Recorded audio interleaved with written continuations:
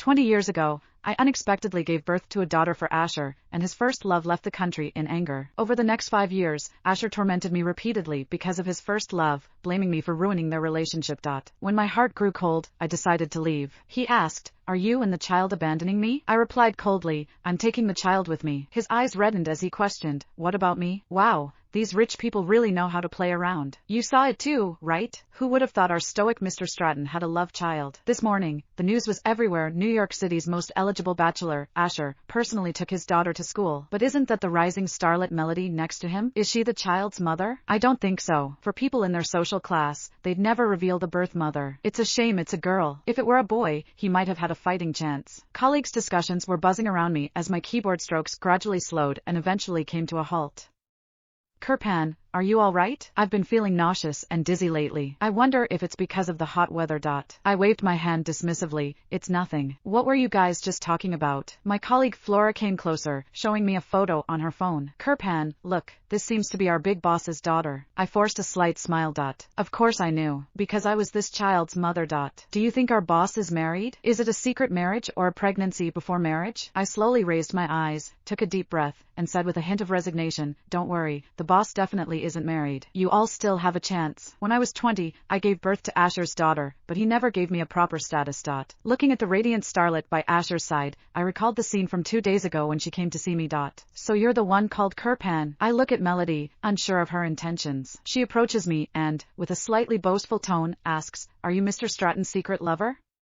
I shake my head, eager to distance myself from Asher. I have no relationship with him whatsoever. No relationship? But you're the mother of his child. Melody jabs my shoulder with her slender finger. Get out of here. After all these years, he hasn't given you any status. Aren't you ashamed to be clinging to him so desperately? Ashamed? Maybe now I am. But back then, I truly had feelings for him. Kirpan, the boss wants to see you in his office. I snap out of my reverie and robotically make my way to Asher's office. Hello, Mr. Stratton. I'm Kirpan. Pleased to meet you. At 20 years old, when I first met Asher, I was youthful, radiant, and confident. Little did I know then that this simple sentence would become my eternal nightmare in the years to come. Asher is the head of the Stratton Group in New York City, a young man who controls a multi-billion-dollar business empire. Everyone seems to flock to him, eager for his attention. But I didn't seem to have that concept at all. At the time, I was about to graduate from college. Because of my father's connections, I entered the Stratton Group and became Asher's personal assistant. It's the same office, but now when I push the door open, I just call out flatly, "Mr. Stratton, you called for me." 3 years have passed. The place and people remain unchanged, but my state of mind has shifted. Asher sits in his chair, head down, reviewing documents. Hearing my voice, his pen pauses mid-signature. "You're here?" Asher's voice commands authority without raising it. Even though we've been intimately acquainted countless times in bed, right now, I still feel like he's a stranger. "What do you need?" I feel uneasy, wanting to escape his gaze quickly. Asher finally looks up from the pile of documents. He stares at me, his eyes unreadable. "Lock the door." Asher points at his office door. I clench my fists and shake my head. "Mr. Stratton, just tell me what you need. I have to get back to work." Snap! Hearing me say that, Asher slammed the pen in his hand onto the desk. From the corner of my eye, I glimpsed the photo on his desk. It was Aria's 100-day portrait, the only photo I had left with him. Asher pulled out a stack of papers from the drawer and threw them in front of me. "What's the meaning of this?" I looked down and saw that it was my resignation letter. "I'm resigning," I said, looking at him almost without any preamble, cutting straight to the chase. "I don't want to do this anymore." Asher stood up and slowly walked in front of me. I looked up at him, thinking to myself how tall this man really was. I had to crane my neck to see him, feeling cornered as he forced me to step back. Until my back was against the glass door of his office. "Don't come any closer." I put my hand up in front of him.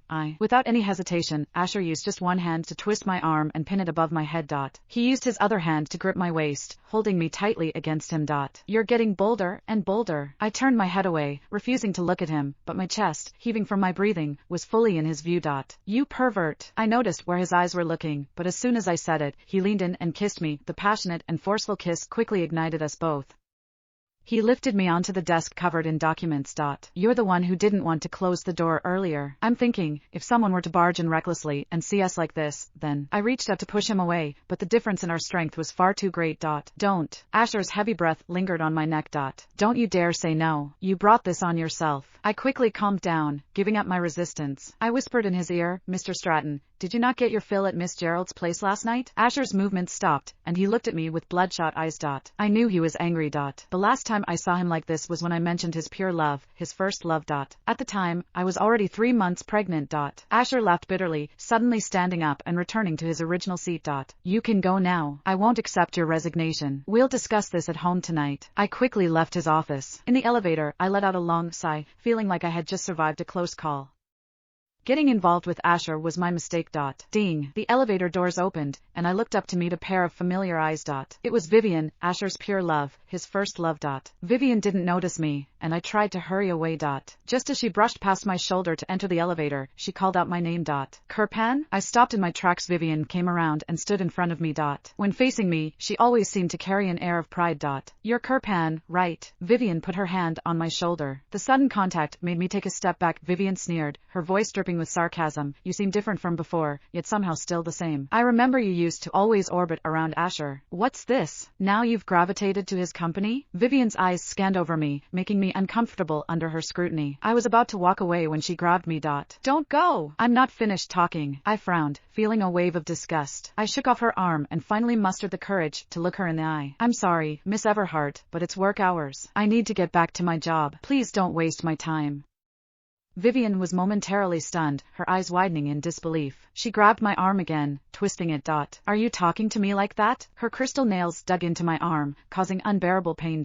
You're really shameless, aren't you? You actually had Asher's child. Guess what? Now that I'm back, do you think he'll let you stay by his side? I looked up, meeting Vivian's eyes directly. At that moment, she had dropped all pretense, her gaze filled with pure hatred. 5 years ago, you schemed to get pregnant with Asher's child. If it weren't for you, I'd be the one standing by his side now. Vivian hissed in my ear, enunciating each word. Now that you're back, everything you have that should be mine, I'm going to take it all back.